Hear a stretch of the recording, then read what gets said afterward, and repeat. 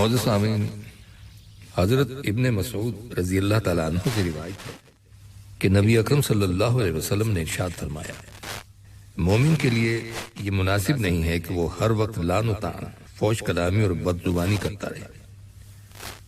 مومن نرم خو، نرم مزاج، شیریں طبیعت، صاحب محبت و مرمت اور ہر کس و ناقص کی بات سننے والا اور ماننے والا ہوتا ہے، حتیٰ کہ مسلمانوں کے لیے ہمتاً رحمت ہی رحمت ہوتا ہے۔ لعن طعن کرنا خیر خواہی اور رحمت کے خلاف ہے، کیونکہ لعن و طعن لغت میں اللہ سبحانہ تعالیٰ کی رحمت سے دور کرنے کو کہتے ہیں۔ مومن کب اپنے کلمہ پڑھنے والے بھائی کو اللہ کی رحمت سے دور کرنا چاہے گا؟ دوسری مذموم اور گندی صفت جو مومن کے لیے مناسب نہیں ہے وہ فحش کلامی ہے۔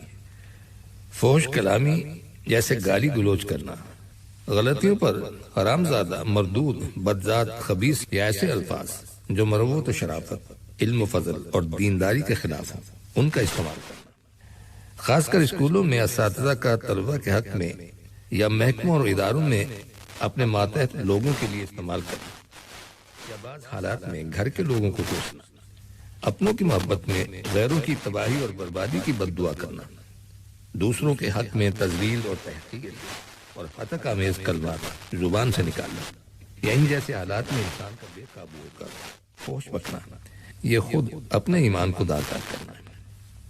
مسلمان کو گالی دینا حدیث میں فسق کی دلیل بتائی گئی ہے۔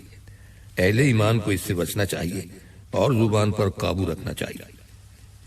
قرآن حکیم نے بہت ہی خوبصورت تعبیر میں اہل ایمان کو ہدایت دی ہے، یا ایھا الذین آمنوا اتقوا اللہ وقولوا قولا سدیدا، اے ایمان والو ڈرتے رہو اللہ سے، یعنی تمام امور میں اللہ کی اطاعت کرو اور خاص کر کلام کرنے میں عدل و اعتدال سے تجاوز نہ کرو۔ اپنے کلام کی درستی اور اصلاح ایسا جز ہے کہ اگر اس پر قابو پا لیا جائے تو باقی اجزائے تقویٰ خود بخود حاصل ہو جاتے ہیں۔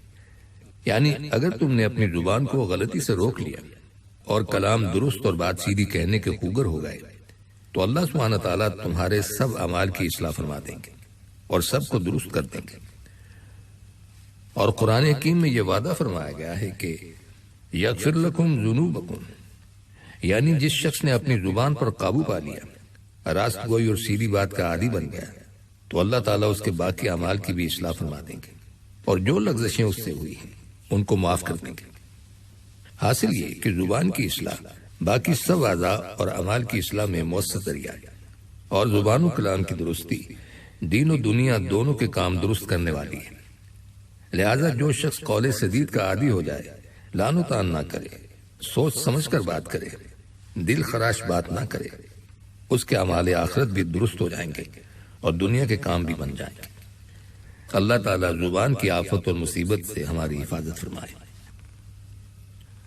حدیث میں بد زبانی کی مومن سے نفی کی گئی ہے، یعنی مومن بد زبان نہیں ہوتا، بد لگام اور بد کلام نہیں ہوتا۔ بعض لوگوں کو دیکھا گیا ہے کہ صوم و صلات کے پابند ہیں مگر زبان پر قابو نہیں ہے۔ جب متنبہ کیا جاتا ہے تو بڑی ڈھٹائی سے کہتے ہیں میں تو حق بولتا ہوں۔ حضرت ابن مسعود رضی اللہ تعالیٰ عنہ سے روایت ہے کہ نبی اکرم صلی اللہ علیہ وسلم نے ارشاد فرمایا، مومن کے لیے مناسب نہیں ہے کہ وہ ہر وقت لعنت کرتا رہے۔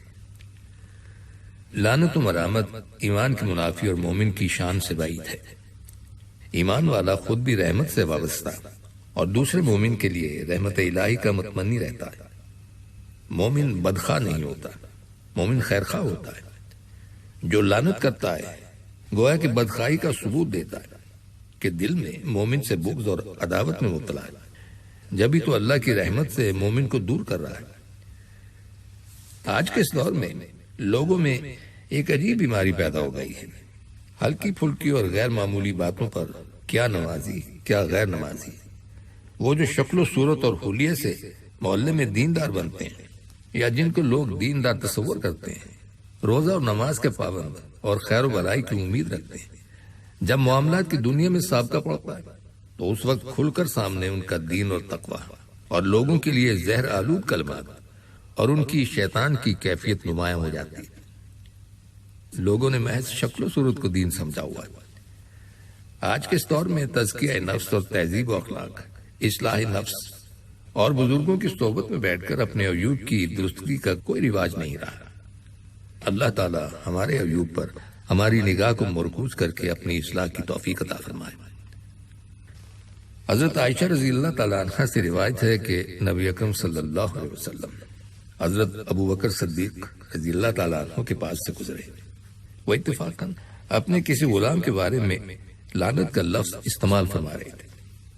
آپ صلی اللہ علیہ وسلم ان کی طرف متوجہ ہوئے اور فرمایا، رب کعبہ کی قسم، یہ ہرگز نہیں ہوگا کہ جو لوگ لعنتیں برسائیں وہ صدیق کی شمار ہوں۔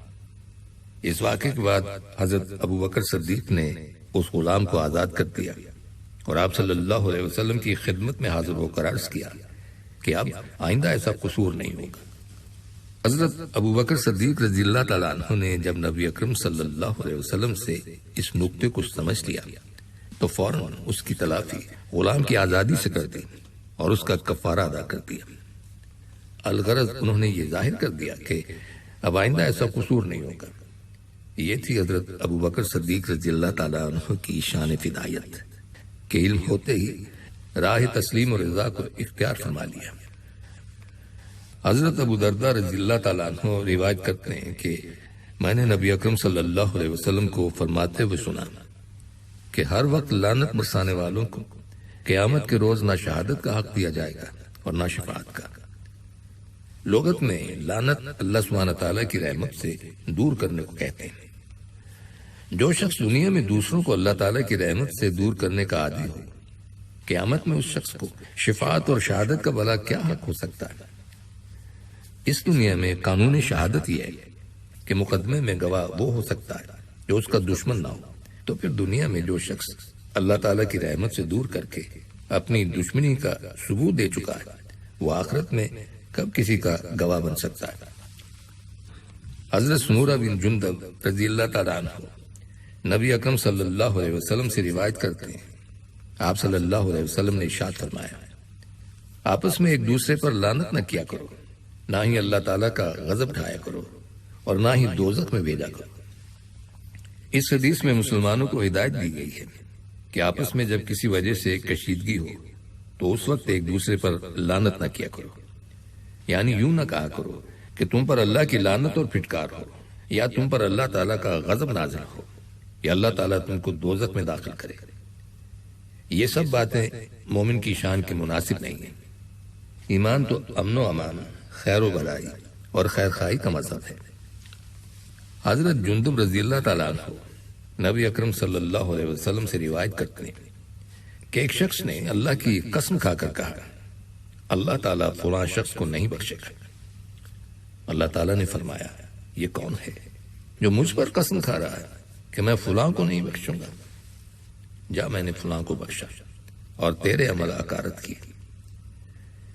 اور ایک روایت میں ہے کہ جس بندے کی اللہ سبحانہ تعالیٰ دنیا میں پردہ پوشی فرمائے گا، امید ہے کہ آخرت میں بھی اللہ سبحانہ تعالیٰ ضرور اس کی پردہ پوشی کرے گا۔ حضرت ابو ہریرہ رضی اللہ تعالیٰ عنہ سے روایت ہے کہ نبی اکرم صلی اللہ علیہ وسلم نے ارشاد فرمایا، بنی اسرائیل میں دو دوست تھے، ایک گنہگار تھا اور دوسرا عبادت گزار۔ یہ عبادت گزار اس گنہگار سے کہا کرتا تھا، گناہ مت کیا کرو، تو وہ جواب دیتا، تجھے کیا پڑی ہے، میں جانوں اور میرا رب جانے، تو مجھ پر کوئی داروغہ تو مقرر نہیں ہے۔ اس پر اس عبادت گزار کو غصہ آ گیا اور اس نے اللہ کی قسم کھا کر کہا، جا، اللہ تیری مغفرت نہیں کرے گا اور نہ تجھے اپنی جنت میں داخل کرے گا۔ اسی وقت اللہ سبحانہ تعالیٰ نے موت کا فرشتہ بھیجا، اس نے دونوں کی روح قبض کر لی۔ جب اللہ سبحانہ تعالیٰ کے دربار میں دونوں کی پیشی ہوئی تو پہلے عبادت گزار کی جانب مخاطب ہو کر اللہ تعالیٰ نے فرمایا، کیا تجھے میرا علم تھا یا میری قدرت میں دخل تھا؟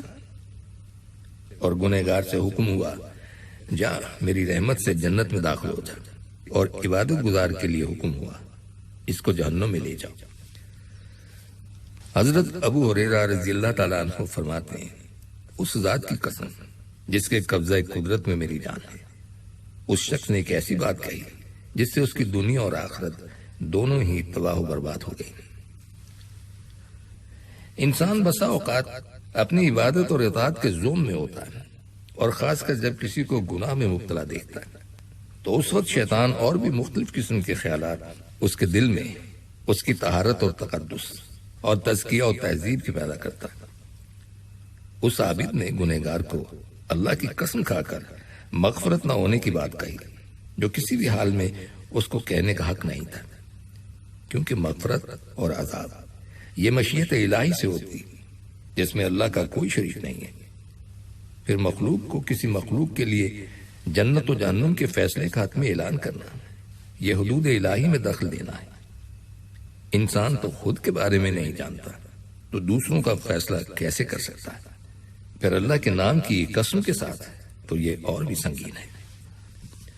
حضرت ابن عباس رضی اللہ تعالیٰ عنہ سے روایت ہے کہ ایک شخص کی چادر ہوا نے ہٹا دی، اس نے ہوا پر لعنت کر دی، تو نبی اکرم صلی اللہ علیہ وسلم نے ارشاد فرمایا کہ ہوا پر لعنت مت کرو، کیونکہ وہ تو اللہ کے حکم کے مطابق چلتی ہے، اور اس میں شک نہیں کہ جو شخص کسی چیز پر لعنت کرے اور وہ چیز اس کی اہل نہ ہو تو لعنت کرنے والے پر ہی لعنت پلٹ جاتی۔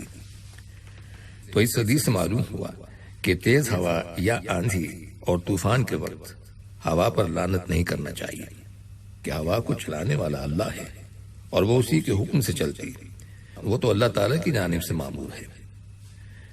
اس کے علاوہ حدیث سے یہ بھی واضح ہو گیا کہ یہ لعنت واپس پلٹ کر لعنت کرنے والے کی طرف لوٹ جاتی ہے، لہذا زبان کو قابو میں رکھنا چاہیے اور خود کو تباہی اور بربادی سے بچانا چاہیے۔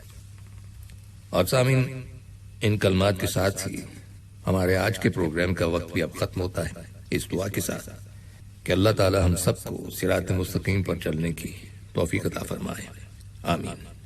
آئندہ ملاقات تک کے لیے محمود احمد کو اجازت دیجیے، اللہ حافظ۔